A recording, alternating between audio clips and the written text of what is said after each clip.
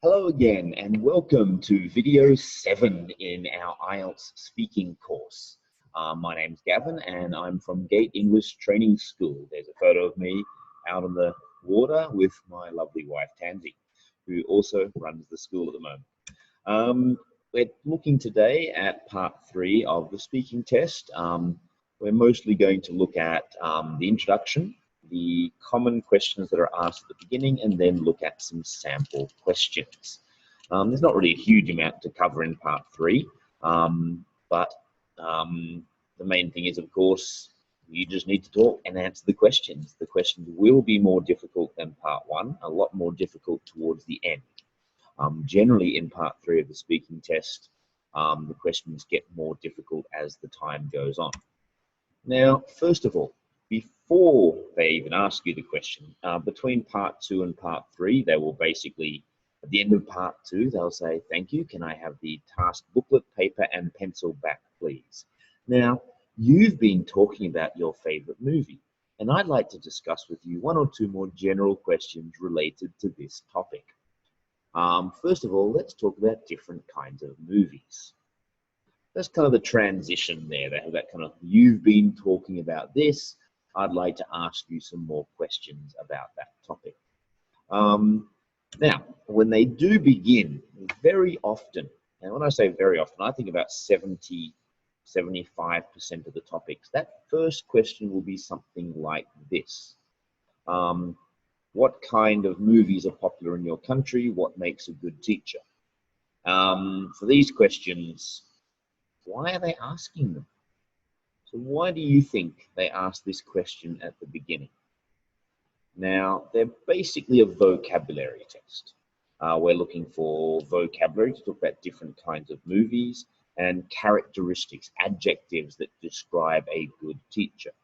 So for movies, we want to hear things like action, comedy, romance, drama, science fiction, fantasy fiction. What makes a good teacher? Kind, patient, knowledgeable, intelligent, well-educated. So they're looking for vocabulary.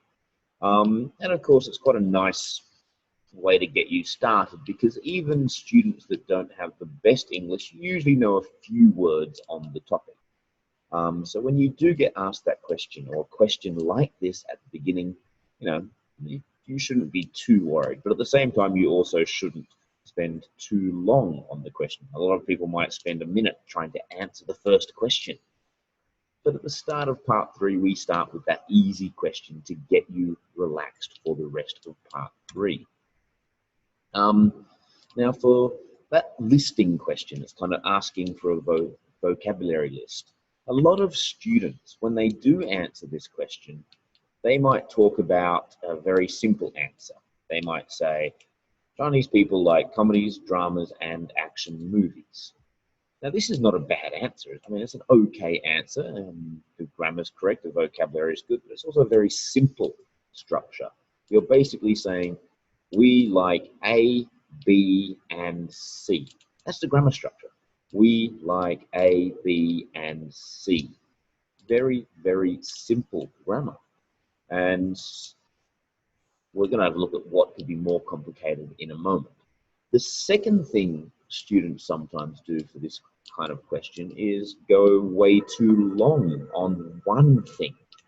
They say, oh, Chinese people like to watch comedies because they are funny, and we all like to relax after a long day of work. And when we watch a comedy, we can laugh, which can make us happy and feel relaxed. So many Chinese people like to watch comedies. So you spend all that time just talking about one thing. But the question's usually, what kind of movies do people like? So we're looking for the plural, not movies.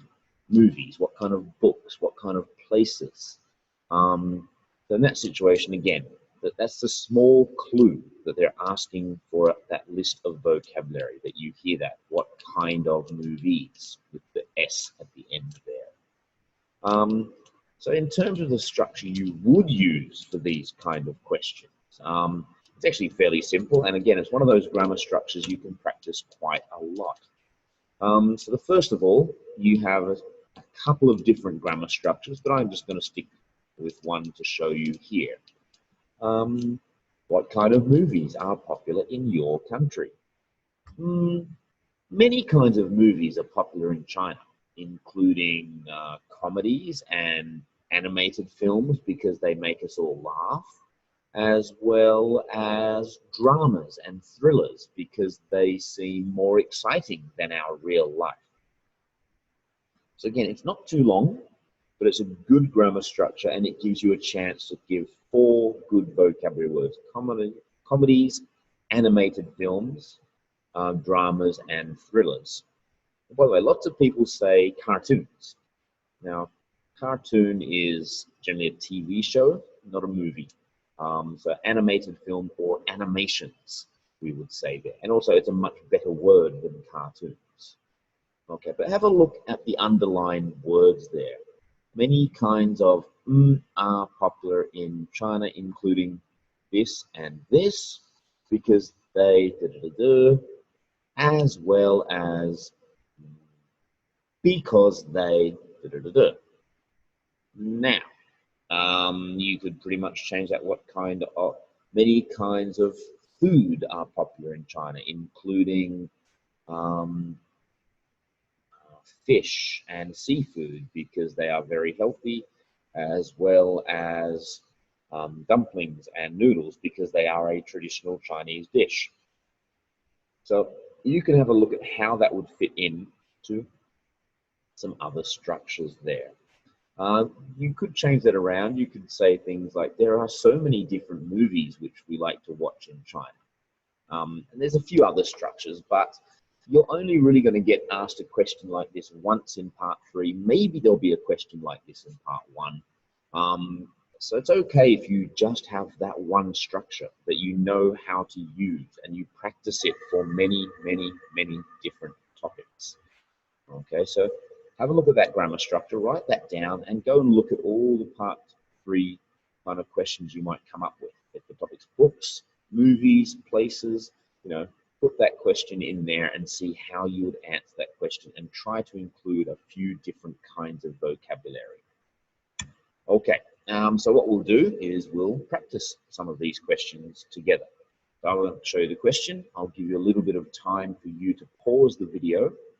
And actually, I'll just remind you, I've said this in a couple of videos before, but what you should do in these moments where I give you the question and ask you to stop the video and answer the question, then continue the video.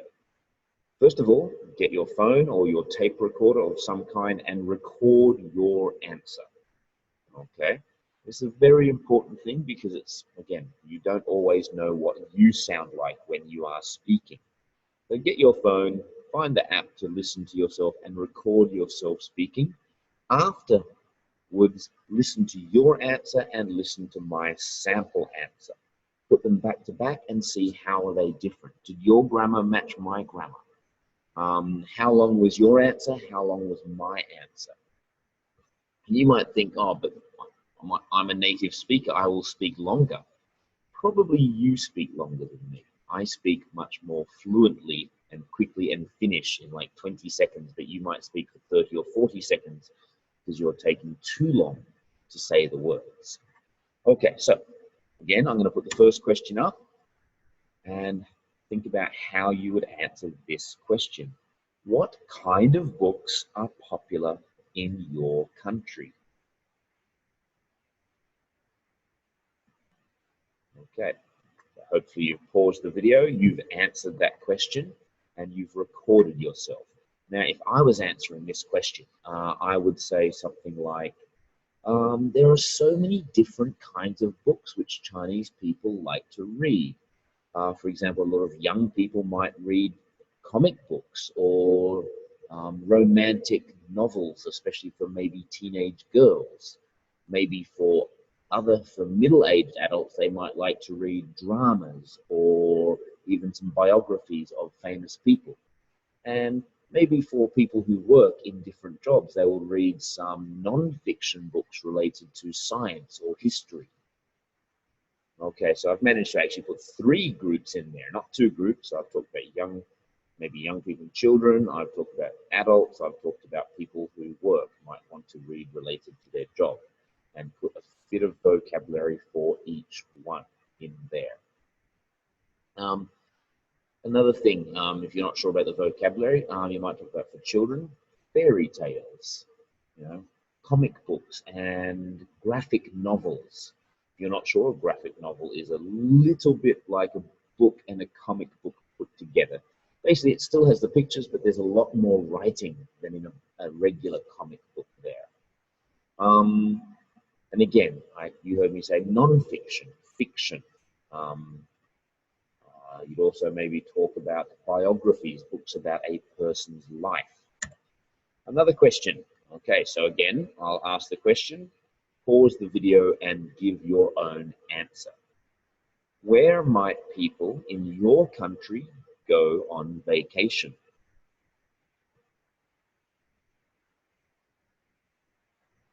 Okay, if I was answering this question, I might first of all think, okay, different categories. I might think natural and man-made places or cultural places. So, well, when people go on holiday in China, there's usually a few different places they might visit. They might like to visit a famous cultural or historical place like the Forbidden City in Beijing or the Great Wall, or maybe the Terracotta Warriors in Xi'an. Um, they also might like to visit natural places when they go on holiday, particularly mountains and beaches are very popular. For example, people go to Weihai and Qingdao to visit the beach, or they might go to Huangshan or Taishan to climb a famous mountain in China. So again, I've just chosen two categories there, but you notice I didn't just say they might like to go to Beijing. You could have cities. They might like to say big famous cities like Beijing or Shanghai. But again, cultural places, historical places, natural places, man-made places, exciting places like an amusement park, such as Disneyland. I think I have one more, yes.